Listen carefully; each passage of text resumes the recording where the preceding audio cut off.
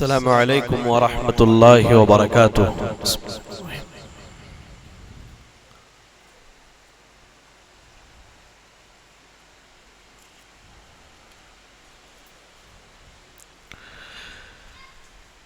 الحمد للہ رب العالمین، الصلاة والسلام علی رسولہ الکریم وعلى آلہ واصحابہ ومن تبعهم بإحسان إلى يوم الدین، اما بعد۔ رب اشرح لي صدری ويسر لي امری واحلل عقدۃ من لسانی یفقهوا قولی، اللهم لا حول ولا قوة الا بک۔ لائق صد احترام مصلیان اکرام، بزرگ حضرات، نوجوان ساتھیوں اور پردہ نشین خواتین اسلام، اللہ رب العالمین کے فضل اور اس کے احسان سے آج ہم نے اور آپ نے 8ویں پارہ کی مکمل تلاوت سماعت کی ہے، اور اس پارہ میں بھی 2 سورتیں پڑھی گئی۔ سورۃ الانعام کا بقیہ حصہ اور سورۃ الاعراف کا ابتدائی حصہ۔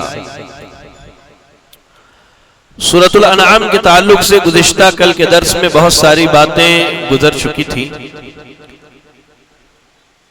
آج جو آیتیں پڑھی گئی ہیں ان میں بھی کئی ایک اہم احکامات اللہ اور اس کے رسول صلی اللہ علیہ وسلم کی جانب سے ہمیں اور آپ کو دی گئی ہیں۔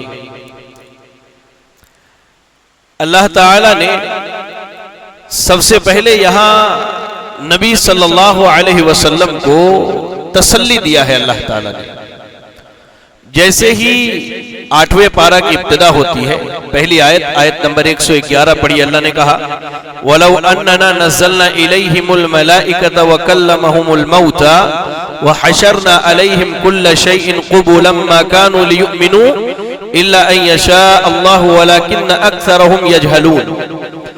اللہ نے نبی صلی اللہ علیہ وسلم کو تسلی دی۔ کس بات کی؟ آپ صلی اللہ علیہ وسلم بار بار اہل مکہ کو دعوت دے رہے تھے، اور اہل مکہ جا بجا آپ سے معجزات کا مطالبہ کرتے تھے۔ اچھا، ان کے مطالبے پر اللہ تعالیٰ نے معجزہ بھی دکھایا، چاند کے 2 ٹکڑے ہوئے، اور لوگوں نے باضابطہ اپنی انہی جسم کے آنکھوں سے دیکھا بھی، اس کے باوجود وہ ایمان نہیں لائے۔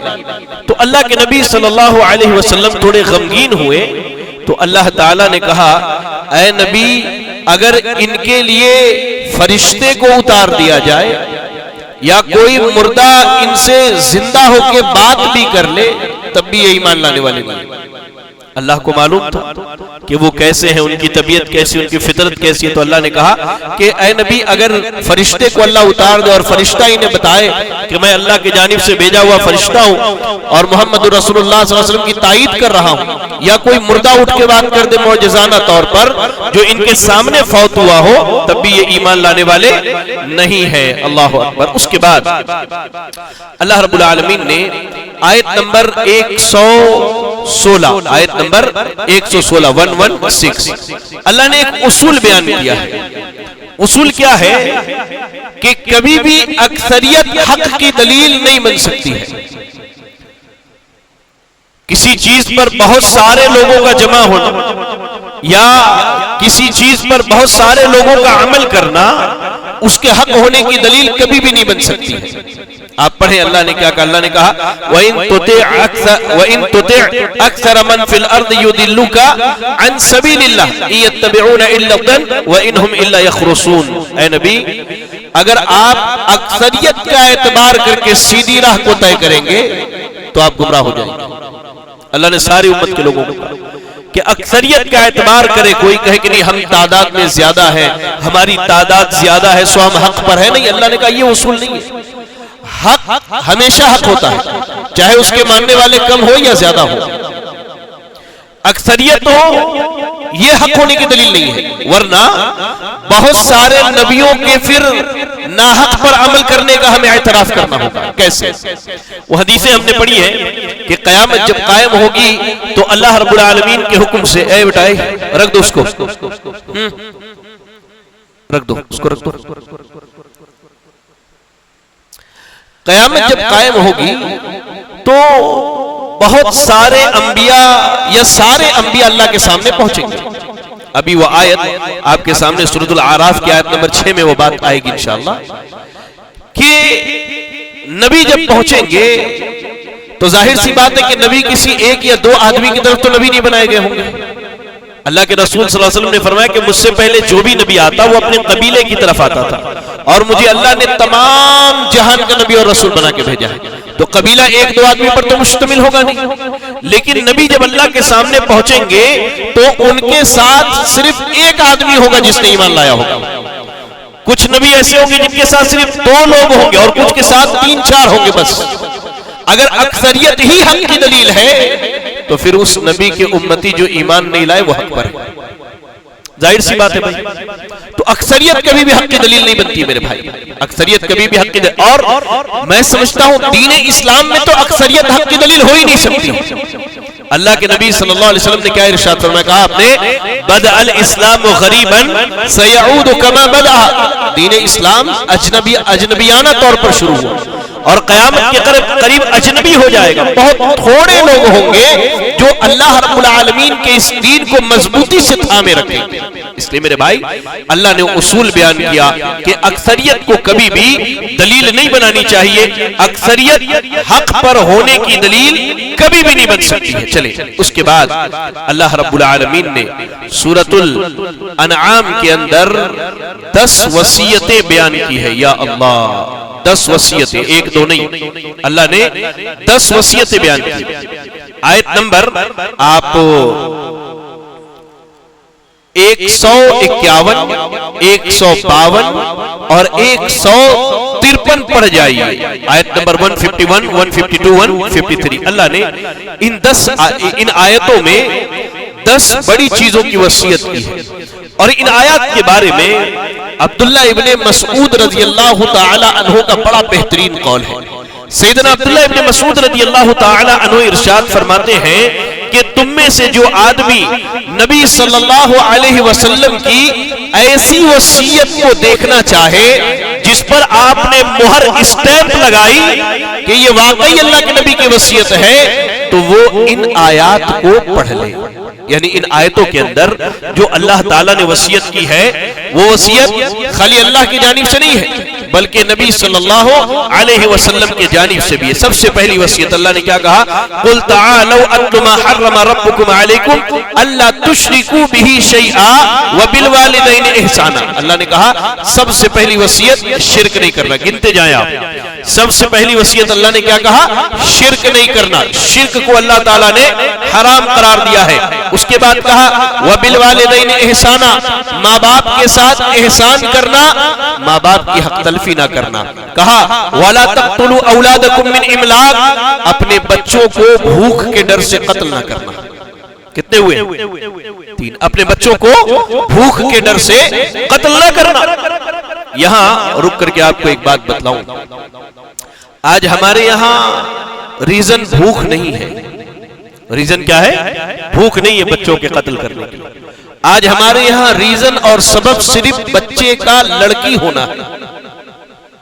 معذرت کے ساتھ ہم میں کتنے ایسے بیٹھے ہیں یا جہاں تک میری آواز جا رہی لوگ سنیں، کتنوں نے صرف اور صرف ان کی بیویوں کے پیٹ میں بیٹیاں پلنے کی وجہ سے ماں کے پیٹ میں بیٹیوں کو زندہ مار دیا. میرے بھائی اللہ نے کہا وَإِذَا الْمَوْءُودَةُ سُئِلَتْ، قیامت کے دن زندہ درگور کی گئی بچیوں سے اللہ سوال کرے گا. صرف پیدا ہونے کے بعد زندہ درگور کرنا یہ نہیں، ماں کے پیٹ میں جو بچیاں قتل کر دی جاتی ہے یہ بھی زندہ ماری جاتی ہے. یہ بھی زندہ ماری جاتی ہے. اللہ نے کہا کہ وَلَا تَقْتُلُوا أَوْلَادَكُم مِّنْ إِمْلَاقٍ نَحْنُ نَرْزُقُكُمْ وَإِيَّاهُمْ. اگر بھوک کے ڈر سے مار رہے ہو تو نہیں مارو اولاد کو. اولاد کو ایسے نہ مارو. اللہ انہیں بھی کھلا رہا ہے، اللہ تمہیں بھی کھلا رہا ہے. اولاد کو قتل نہ کرے میرے بھائی. میں تو کہتا ہوں اگر کسی کو بیٹیاں پسند نہیں وہ لائے مجھے دے دے، انشاءاللہ میں سینے سے لگا کے ان کو پال پوس کے بڑا کروں۔ میرے بھائی یہ بیٹیاں اللہ کی رحمت ہے، یہ اللہ کی بہت بڑی رحمت ہے۔ کہا اللہ کے نبی صلی اللہ علیہ وسلم نے جس نے 2 بیٹیوں کی پرورش کی، ان کی اچھی تعلیم و تربیت کی اور نیک سیرت لڑکا دیکھ کر کے نکاح کر دیا، اس نے اپنے لیے جنت جانے کی راہ آسان کر دی۔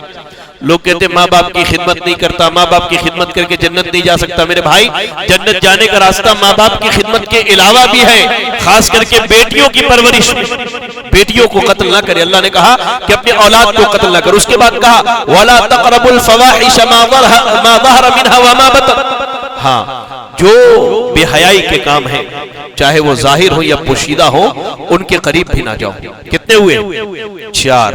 اس کے بعد اللہ رب العالمین نے کہا وَلَا تَقْتُلُوا النَّفْسَ الَّتِي حَرَّمَ اللَّهُ إِلَّا بِالْحَقِّ، کسی کو بھی ناحق قتل نہ کرو۔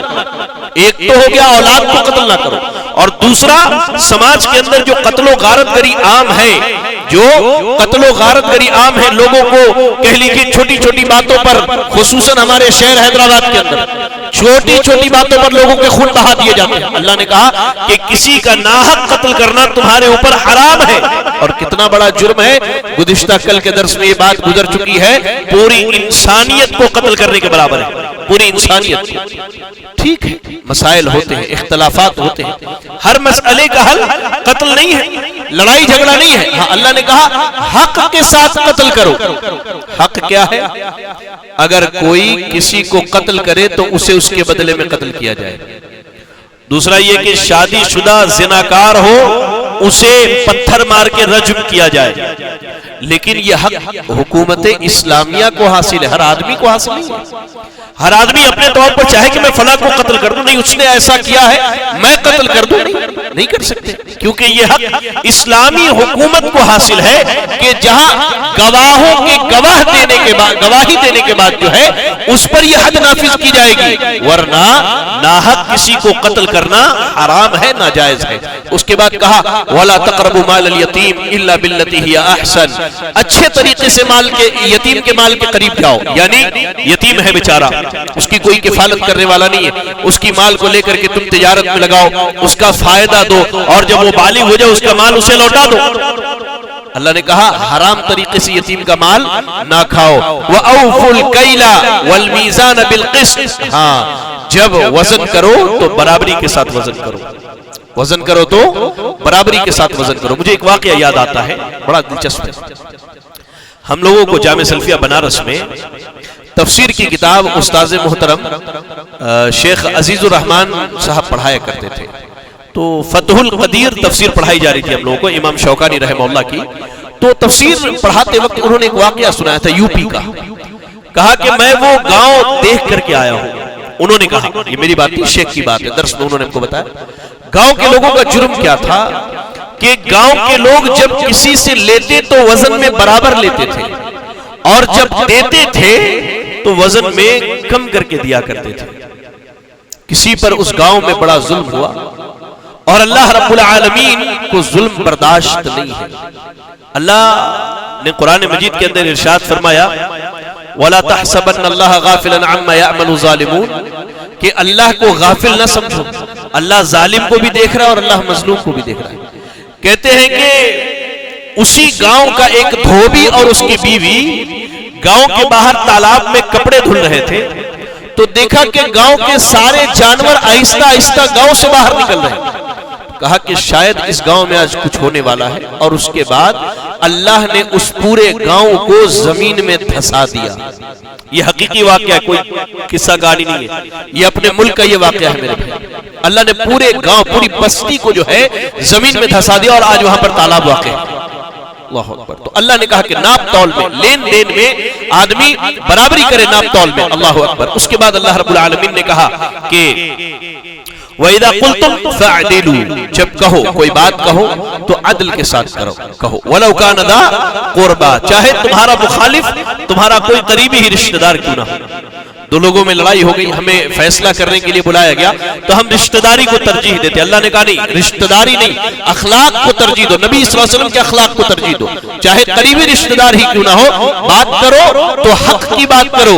وَبِعَهْدِ اللَّهِ أَوْفُوا، اور اللہ رب العالمین کے عہد کو پورا کرو. اللہ نے کہا اللہ کے عہد کو پورا کرو. یہ 10 وصیتیں جو اللہ کے رسول صلی اللہ علیہ وسلم کی خاص نصیحت ہے امت کے لوگوں کے لیے، اور اللہ رب العالمین کی جانب سے یہ ہمارے لیے اور آپ کے لیے بڑی عظیم وصیت ہے. اللہ نے کہا ذالکم وصاکم بہ لعلکم تذکرون، یہ وصیت اللہ تمہیں کر رہا ہے تاکہ تم نصیحت حاصل کر لو. اس کے بعد میرے بھائی، اس کی بعد والی جو آیت ہے آیت نمبر 153، یہ بھی بڑی جامع آیت ہے، بڑی جامع آیت ہے. اللہ تعالیٰ نے اس آیت کے اندر انسانیت کے کامیابی کا راز بتایا ہے.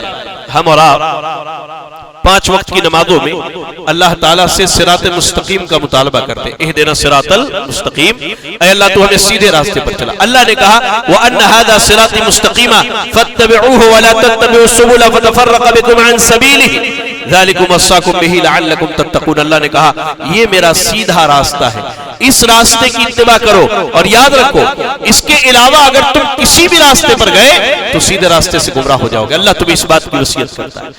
اس آیت پر وہ حدیث آپ یاد رکھیں کہ اللہ کے رسول صلی اللہ علیہ وسلم کے تعلق سے عبداللہ ابن مسعود رضی اللہ تعالیٰ عنہ کہتے ہیں، مسند امام احمد کی حدیث ہے کہ اللہ کے نبی صلی اللہ علیہ وسلم نے ایک دن سیدھی لکیر کھینچی، کہا ھذا سبیل اللہ المستقیم، یہ اللہ کا سیدھا راستہ ہے. پھر اس کے دائیں اور بائیں کچھ لکیریں کھینچی اور کہا کہ یہ شیطان کا راستہ ہے، ہر راستے پر شیطان بیٹھا ہوا ہے، جو اس کی بات مان لے وہ جہنم میں داخل ہو جائے گا. اللہ.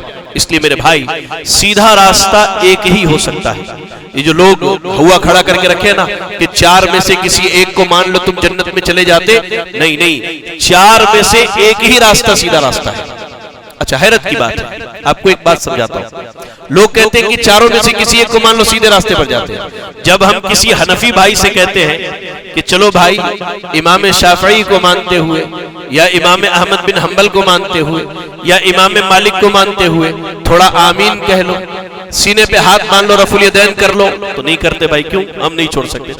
یہ ساری دکھاوے کی باتیں ہیں. اچھا حیرت کی بات، خوش نصیبی اہل حدیثوں کی 1 روپے میں 4 حصے کر دیا اگر تو 25 پیسہ بڑھ گیا، اور اہل حدیثوں کے پاس پورا 1 روپیہ ہے. بھائی جس کی بات قرآن حدیث کے مطابق، تم 4 کو مانتے، 1 کو ہم نے کبھی نہیں مانا.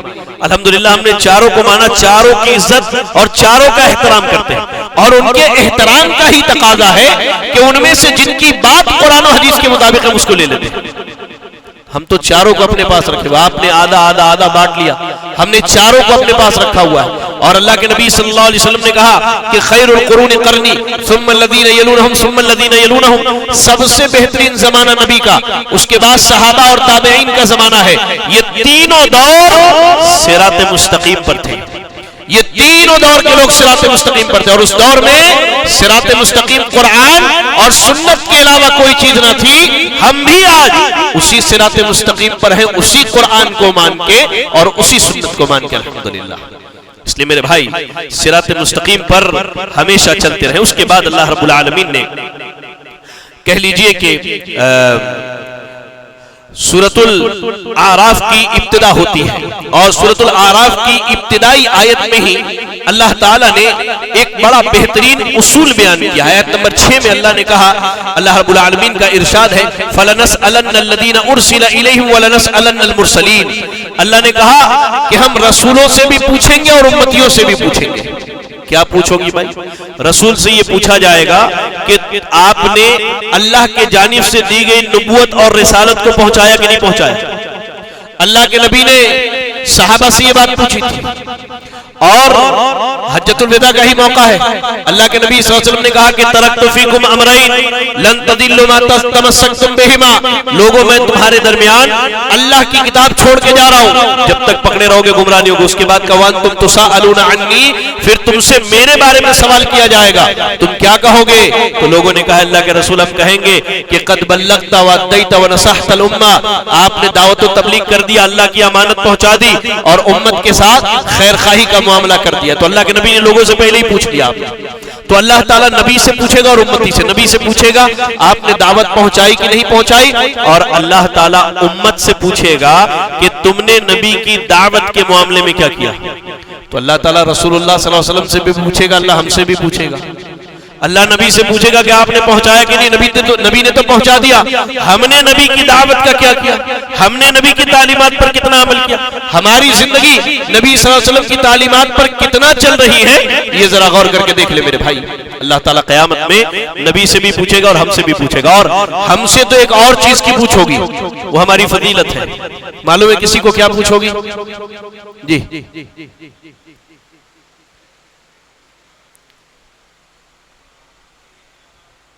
یا رب بارک اللہ فیکم. اللہ تعالیٰ نوح علیہ السلام کو بلائے گا. اللہ نوح علیہ السلام کو بلا کے پوچھے گا, اے نوح آپ نے دعوت پہنچائی؟ کہیں گے ہاں میں نے پہنچا دی. اللہ تعالیٰ نوح علیہ السلام کی امت کو بلائے گا, کہ نہیں کچھ بھی نہیں پہنچایا نوح علیہ السلام نے, کوئی دعوت نہیں, کچھ بھی نہیں. تو اللہ تعالیٰ نوح علیہ السلام سے پوچھے گا کوئی گواہ ہے؟ اس طرح حدیث کا مفہوم ہے یہ. تو امت محمدیہ گواہی دے گی نوح علیہ السلام کے تعلق سے, ایسے ہی سارے نبیوں کے تعلق سے جن کی امت والے انکار کریں گے. ہمیں کیسے معلوم؟ ہم نے قرآن پڑھا. یہ قرآن کا جو خلاصہ اسی لیے تو رکھا جاتا ہے کہ آپ کو معلوم ہو کہ ہم نے پڑھا کیا ہے. آج کی تراویح میں کہا کہ ہم نے قرآن پڑھا, قرآن میں یہ بات ملی کہ نوح نے اپنی قوم تک دعوت پہنچا دیا اور قوم کے لوگوں نے انکار کیا, اس کے بعد اللہ کا عذاب آیا ان کے اوپر. تو اللہ تعالیٰ نے ہمیں اور آپ کو گواہ بنا کر کے بھیجا ہے میرے بھائی. یہ ہمارے مقام کے لیے بہت اونچی بات ہے. اس کے بعد اللہ رب العالمین نے آیت نمبر آپ لے لیجئے کہ آیت نمبر 11 سے لے کر کے آپ پڑھتے چلے جائیے. آیت نمبر کہہ لیجئے کہ 25 تک اللہ نے آدم علیہ السلام کی تخلیق, اس کے بعد ان کی بیوی حوا کا ان کی بائیں پسلی سے پیدا کیا جانا, پھر آدم علیہ السلام کی تخلیق, اس کے بعد ابلیس کا آدم کو سجدہ کرنے کا حکم, سجدے سے انکار, وجہ بتائی انا خیر منہ, میں آدم سے بہتر ہوں. اس کے بعد اللہ نے ابلیس کو دھتکارا, آدم علیہ السلام کو جنت میں اور ان کی بیوی کو اللہ نے جنت میں جگہ دی اور کہا کہ دھیان رکھنا ابلیس تمہارا کھلا ہوا دشمن ہے. اس کے بعد ابلیس نے ان کے کانوں میں کہنا شروع کیا, ان کو وسوسے ڈالنے شروع کر دیے کہ اللہ نے جو کہا کہ جنت میں کھاؤ پیو, فلاں درخت کے قریب نہیں جانا, کیوں منع کیا ہے؟ اس لیے کہ اگر اس کا پھل کھا لیا یا تو فرشتہ بن جاؤ گے یا آپ جنت سے جاؤ گے ہی نہیں. آدم علیہ السلام نے اس کی بات سن لی. سننے کے بعد جو ہے اللہ اکبر, اس درخت کا پھل کھایا, کھانے کے بعد جو ہے ان کے جسم سے کپڑا اتر گیا, جنت کا جو لباس تھا اتر گیا, وہ جنت کے درختوں کے پتوں سے اپنے جسم کو چھپانے لگے. تو اللہ تعالیٰ نے کہا, اے آدم میں نے تمہیں اور تمہاری بیوی کو اس درخت کے قریب جانے سے منع کیا تھا اور کہا تھا کہ شیطان تمہارا کھلا ہوا دشمن, پھر بھی تم نے اس کی بات مان لی. اس کے بعد اللہ تعالیٰ نے کہا قُلْنَا اهْبِطُوا مِنْهَا جَمِيعًا, چلو یہاں سے نکلو, تم ایک دوسرے کے دشمن ہو, نکلو یہاں سے. اللہ نے دنیا میں آباد کر دیا. اب آدم علیہ السلام آئے دنیا میں, ان کو پچھتاوا ہوا اپنے امر پر, اپنے معاملے پر پچھتاوا ہوا. اب توبہ کرنی ہے. لوگوں نے گڑھ لیا کہ آدم دنیا میں آئے اور کہا اے اللہ تجھے محمد الرسول اللہ صلی اللہ علیہ وسلم کا وسیلہ اور واسطہ ہے, ہمیں معاف کر دے. تو اللہ نے معاف کر دے. یا اللہ, جھوٹوں پر اللہ کی لعنت ہو, جھوٹوں پر اللہ کی لعنت, کیونکہ میرا رب سچا ہے, میرا رب جھوٹا نہیں ہے, میرا رب سچا ہے. رب نے کیا کہا؟ قالا ربنا ظلمنا انفسنا وان لم تغفر لنا وترحمنا لنكونن من الخاسرین. قالا تثنیہ کا صیغہ اللہ نے استعمال کیا. عربی زبان دنیا کی واحد زبان ہے جس میں ایک کے بعد دوسرے کے لیے بھی لفظ استعمال ہوتی ہے اور 3 سے جمع شروع ہوتا ہے, ورنہ عام لینگویج میں ایک کے بعد 2 آئے تو 2 جمع میں شمار ہوتا ہے. اللہ نے کہا قالا, ان دونوں نے کہا کیا؟ ربنا, اے ہمارے رب, ہم نے اپنے نفس پر ظلم کر لیا, اگر تو نے ہمیں نہ بخشا, نہ معاف کیا اور ہم پر رحم نہ کیا تو ہم خسارہ اٹھانے والوں میں سے. بتاؤ میرے بھائی, کہاں اللہ نے کہا ہے بھائی, کہا اللہ نے کہا کہ ان دونوں نے محمد رسول اللہ صلی اللہ علیہ وسلم کا وسیلہ لیا. محمد رسول اللہ صلی اللہ علیہ وسلم کا مقام سب سے اعلیٰ اور اونچا ہے, اس مقام کو کوئی نہیں پہنچ سکتا, لیکن نبی کے مقام کو بڑھانے کے لیے جھوٹ بولنا. اللہ کے نبی نے کہا لا تطرونی کما اطرت النصارى ابن مریم انما انا عبد فقولوا عبد اللہ ورسولہ, کہ اے لوگوں جیسے عیسائیوں نے عیسیٰ کا مقام بڑھا دیا تو میرے ساتھ ایسا نہ کرنا, میں اللہ کا بندہ ہوں, اللہ کا رسول ہوں, مجھے اللہ کا بندہ اور رسول ہی. تو اللہ نے یہ کہا کہ اللہ تعالیٰ بغیر وسیلے کے دعا سنتا. ہاں اللہ کو کس چیز کا وسیلہ پسند ہے؟ کس چیز کا وسیلہ پسند ہے؟ اس کے ناموں کا وسیلہ پسند ہے. ان دونوں نے کہا ربنا, اے ہمارے رب, اے اللہ, اے ہمارے رب. اللہ کو رب ہونے کا وسیلہ دیا, نہ کہ محمد رسول اللہ صلی اللہ علیہ وسلم کا وسیلہ. اس کے بعد اللہ رب العالمین نے آیت نمبر 16 اور 17 کے اندر ایک نصیحت کی ہے میرے بھائی, جو ہم تمام مرد و خواتین کے لیے بہت اہم ہے. اللہ نے کیا کہا کہ جب اللہ نے شیطان کو نکال دیا وہاں سے تو کہا قال فبما اغویتنی لاقعدن لهم صراطک المستقیم. کہا اللہ میں تو نکالا گیا, لیکن یاد رکھنا اب میں تیری عزت کی قسم کھا کے جاتا ہوں. ابلیس نے اللہ کی عزت کی قسم کھائی. کہا فبعزتی کا اللہ تیری عزت کی قسم ہے, میں آ کر کے سیدھے راستے پر بیٹھ جاؤں گا. خالی سیدھے راستے پر نہیں بیٹھوں گا, جب یہ سیدھے راہ پر چلیں گے ان کے پیچھے سے بھی آؤں گا, دائیں سے بھی آؤں گا, بائیں سے بھی آؤں گا, اور آ کر کے کوشش کروں گا کہ کیسے بھی ہو ان کو گمراہ کر دوں. کہا اس کے بعد کہ وَلَا تَجِدُ أَكْثَرُهُمْ شَاكِرِينَ, اللہ ان میں سے تو اکثر و بیشتر لوگ کو شکر گزار نہیں پائے گا. اس لیے میرے بھائی ہمیں اور آپ کو یہ یاد رکھنے کی ضرورت ہے کہ شیطان ہمارا دشمن ہے. شیطان کیا ہے؟ ہمارا دشمن ہے. یہ ہم بھول گئے ہیں, شیطان یہ بات نہیں بھولا ہے. اس کے بعد اللہ رب العالمین نے ابن آدم کو لباس کی اہمیت بتلائی ہے. اللہ نے کہا سورۃ الاعراف کی آیت نمبر 27 پڑھی. اللہ نے کہا یا بنی آدم لا یفتننکم الشیطان کما اخرج ابویکم من الجنۃ ینزع عنہما لباسہما لیریہما سوآتہما.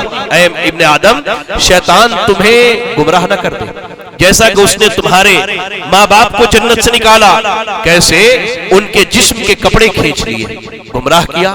پھل کھانے کو کہا جس سے اللہ نے منع کیا, کھاتے ہی ان کے جسم سے کپڑا نکل گیا. اچھا اللہ نے کہیں بھی حیائی کا حکم نہیں دیا, اللہ نے ہر جگہ پردے کا حکم دیا. مکہ کے لوگوں نے اللہ پر تہمت لگائی کہ اللہ بے حیائی کا حکم دیتا ہے. آیت نمبر 28 پڑھیے. اللہ نے کہا وَإِذَا فَعَلُوا فَاحِشَةً قَالُوا وَجَدْنَا عَلَيْهِ آبَاءَنَا وَاللَّهُ أَمَرَنَا بِهَا.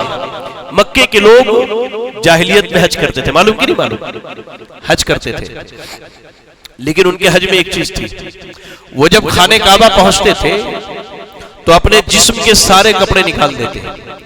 اگر قریش کے لوگ کپڑا دیتے تو کپڑا پہن کے طواف کرتے, ورنہ ننگے بدن طواف کیا کرتے تھے, مرد بھی اور عورتیں بھی. اپنے شرمگاہوں پر چھوٹے چھوٹے چمڑے یا کپڑے کے ٹکڑے رکھ لیتے, ورنہ ننگے بدن خانے کعبہ کا طواف کرتے. تو اللہ نے کہا کہ جب یہ کوئی بے حیائی کا کام کرتے تو ریزن کیا پیش کرتے تھے ننگا طواف کرنے کا؟ انا وجدنا علیہ آباءنا, ہمارے باپ دادا نے ایسی طواف کیا ہے بھائی. اور جب یہ نہیں چلتی تو کہتے تھے واللہ امرنا بہا, ہاں اللہ نے ہم کو ایسا کرنے کو کہا ہے. جب یہ بات نہیں چلی کہ باپ دادا, تو کہتے اللہ نے ایسا کرنے کو کہا. اللہ نے قل ان اللہ لا یأمر بالفحشاء, اللہ بے حیائی کا حکم نہیں دیتا ہے, بلکہ اللہ نے تو سورۃ الاعراف کی آیت نمبر 33 میں کہا قل انما حرم ربی الفواحش ما ظہر منها وما بطن. اللہ نے ہر ظاہر اور پوشیدہ بے حیائی کو حرام قرار دیا ہے, اللہ نے حرام قرار دیا ہے. اور اس کے بعد اللہ نے کہا یا بنی آدم خذوا زینتکم عند کل مسجد, اے ابن آدم جب مسجد آؤ تو تم زینت کو اختیار کرو. اللہ اکبر, مسجد آؤ تو زینت کو اختیار کرو. اللہ اکبر. یہ زینت کیا ہے میرے بھائی؟ اچھا اور صاف لباس پہننا. اگر ٹوپی میسر ہو تو ٹوپی لگا لینا, سر کو ڈھانپ لینا, خوشبو لگا کے مسجد آنا, یہ مردوں کے لیے زینت ہے. اب ہم فجر کی نماز کے لیے آتے نائٹ سوٹ میں ہے ماشاءاللہ, اٹھے سحر کرنے کے لیے, کھایا اسی نائٹ سوٹ میں نماز پڑھنے کے لیے چلے آئے. یا اللہ, نہیں میرے بھائی یہ درست نہیں ہے. اب اسی رات کو آپ کی زندگی کی سب سے اہم میٹنگ ہو جائے تو آپ سب سے بہترین لباس پہن کے جائیں گے اسی رات کے وقت میں. کیا اللہ تعالیٰ اس سے بھی گیا گزرا ہے کہ اللہ کے گھر نائٹ سوٹ پہن کر کے عبادت کے لیے چلے آتے ہیں ہمارا؟ نہیں، ایسا نہیں ہونا چاہیے. زینت یعنی صاف ستھرا بہترین لباس پہنیے. ایسے ہی زینت کے معاملے میں عورتیں بھی مسجد اگر آتی ہیں تو انہیں چاہیے کہ صاف ستھرا لباس پہن کر کے آئے، خوشبو لگا کے نہ آئے، خوشبو لگا کے مسجد نہ آئے، اور پازیب پہن کے نہ آئے جس کی آواز مردوں کے کان تک جاتی ہو. یہ عورتوں کے لیے زینت ہے میرے بھائی، مسجد آنے کے لیے. اس کے بعد اللہ رب العالمین نے اللہ اکبر جنتیوں اور جہنمیوں کے آپس کے بعد کا تذکرہ کیا ہے. یہ بڑا خطرناک معاملہ ہے. آیت نمبر آپ 44 پڑھیے. اللہ نے کہا نادا اصحاب الجنت اصحاب النار، جنتی جہنمی کو پکاریں گے اور کیا کہیں گے؟ ان قد وجدنا ما وعدنا ربنا حقا، ہم سے اللہ نے جو وعدہ کیا تھا کہ تم دنیا میں نیک عمل کرو تمہارے لیے جنت ہے، تو ہم نے تو حق پایا بھائی، آج ہم جنت میں آ گئے. فہل وجدتم ما وعد ربکم حقا، یہ بتاؤ تمہارے رب نے تم سے جو وعدہ کیا تھا وہ ملا کہ نہیں ملا؟ اللہ اکبر. میرے بھائی آپ سوچیے وہ کتنا بھیانک منظر ہوگا. جنتی جنت میں اور جہنمی جہنم میں. اللہ ہم سب کو جنت میں جگہ عطا فرمائے، آمین. اللہ ہم سب کو جہنم سے محفوظ رکھے. کہا جنتی کہیں گے جہنمیوں سے یہ بتاؤ ہمارے رب نے جو وعدہ کیا تھا جنت کا ہم نے تو پا لیا، تم سے جو وعدہ کیا گیا تھا وہ ملا کہ نہیں؟ اللہ اکبر، اللہ اکبر. فَأَذَّنَ مُؤَذِّنٌ بَيْنَهُمْ أَنَّ لَعْنَةَ اللَّهِ عَلَى الظَّالِمِينَ.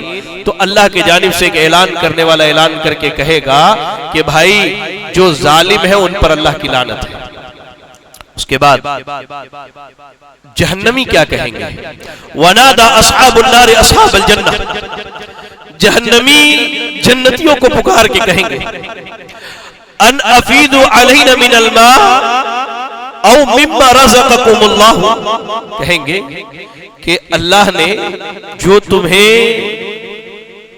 جنت کا پانی نصیب کیا ہے اور جو اللہ نے جنت کے کھانے دیے ہیں، ان افیدوا علینا، تھوڑا ہم تک بھی پہنچا دو یا رب یا رب. یہ جہنمی کہیں گے میرے بھائی، کہیں گے کہ دیکھو، اور آیتوں سے پتہ چلتا ہے کہ ابھی جہنم جانے کے بعد زیادہ عرصہ نہیں گزرا ہوگا، تو ہمیشہ اس میں رہنا ہے. ابھی زیادہ عرصہ نہیں گزرا، تھوڑے سے عذاب کے بعد ہی ان کی ہمتیں پست ہو جائیں گی. یہ کہیں گے ان افیدوا علینا من الماء، ایسا کرو تھوڑا پانی ہم پر برسا دو، پانی کے چھیٹے ہی مار دو ہمارے اوپر. او مما رزقکم اللہ، یا اللہ نے جو تمہیں رزق دیا ہے وہ رزق ہمیں کھلا دو. اللہ اللہ نے کہا ان اللہ حرمہم علی الکافرین، اللہ نے کافروں پر ان دونوں کو، جنت کی نعمتوں کو حرام قرار دیا. معلوم جہنمی جب مانگیں گے پانی پینے کے لیے تو اللہ نے کہا کہ ان کو ایسا کھولتا ہوا پانی پلایا جائے گا کہ پانی پیٹ میں جاتے ہی اتڑیاں کٹ کے رہ جائیں گے. اللہ اتڑیاں کٹ کے رہ جائیں گے. اور اس کے بعد جہنمیوں کے پیپ اور خون انہیں پلائے جائیں گے. اللہ اکبر. اللہ ہم سب کو جہنم سے محفوظ رکھے. اللہ ان تمام اعمال سے بچنے کی توفیق دے جو جہنم کے قریب کرنے والی ہے. اس کے بعد میرے بھائی جنتی اور جہنمی کے علاوہ بھی وہاں ایک طبقہ ہوگا. کسی کو معلوم ہے کون؟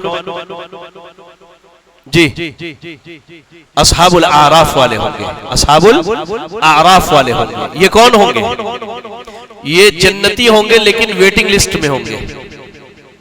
آیت نمبر آپ اگر 44 پڑھیں، آیت نمبر 44 44 کی تلاوت کیجئے تو اللہ رب العالمین نے کہا کہ آیت نمبر 46 کے اندر، معذرت، آیت نمبر 46 میں اللہ رب العالمین نے کہا وَبَيْنَهُمَا حِجَابٌ وَعَلَى الْأَعْرَافِ رِجَالٌ يَعْرِفُونَ كُلًّا بِسِيمَاهُمْ. اللہ اکبر. وَنَادُوا أَصْحَابَ الْجَنَّةِ أَنْ سَلَامٌ عَلَيْكُمْ لَمْ يَدْخُلُوهَا وَهُمْ يَطْمَعُونَ. اللہ نے کہا کہ ایک تو جنتی جہنمی کی جب بات ہوگی تو اللہ ان کے درمیان دیوار قائم کر دے گا، ختم، اب بات نہیں ہوگی. اس کے بعد اللہ نے کہا کہ وہ اصحاب الاعراف بھی ہوں گے جن کو دیکھ کر کے ان کی نشانیوں سے پہچان لیا جائے گا، اور وہ جنتیوں کو پکار کے کہیں گے سلام علیکم، جنتی تم جنت میں چلے گئے، تمہارے اوپر سلامتی ہے. کہا اللہ نے لم يدخلوا وهم يطمعون، ابھی وہ جنت میں داخل نہیں ہوں گے لیکن ان کو خواہش ہوگی جنت جانے کی. تو پتہ یہ چلا کہ وہاں تین طبقہ، ایک جنتی، ایک جہنمی، اور تیسرا طبقہ اصحاب الاعراف کا ہوگا جو جنت و جہنم کے درمیان میں ہوں گے. ہاں یہ ویٹنگ لسٹ والے ہوں گے، اللہ انہیں بعد میں جنت کے اندر جگہ دے گا. اس کے بعد اللہ رب العالمین نے قوم نوح، قوم عاد، قوم ثمود، قوم لوط اور قوم شعیب علیہ السلام کا تذکرہ کیا، اور ان سب قوموں کے عذاب کا تذکرہ پہلے گزر چکا ہے. تو اللہ تعالیٰ کی جب ان لوگوں نے نافرمانیاں کی تو اللہ رب العالمین نے ان کے گناہوں کی وجہ سے کسی کو طوفان کے ذریعے اللہ نے ہلاک کیا، کسی پر سخت ہوائیں اللہ نے چلائی، کسی کو اللہ نے چیخ کے ذریعے ہلاک کیا، اور کسی پر اللہ نے آسمان سے پتھر برسا کر کے ہلاک کر دیا. کیوں؟ ان کے گناہوں کی وجہ سے. تو آج کی تراویح میں یہی کچھ باتیں ہم نے سنی اور پڑھی. دعا کریں اللہ سے کہ اللہ رب العالمین کہی گئی باتوں پر کہنے سننے کے ساتھ ہم سب کو عمل کرنے کی توفیق عطا فرمائے. آمین وآخر دعوانا الحمدللہ رب العالمین. سبحانک اللہم بحمدک اشہد ان لا الہ الا انت استغفرک واتوب الیک.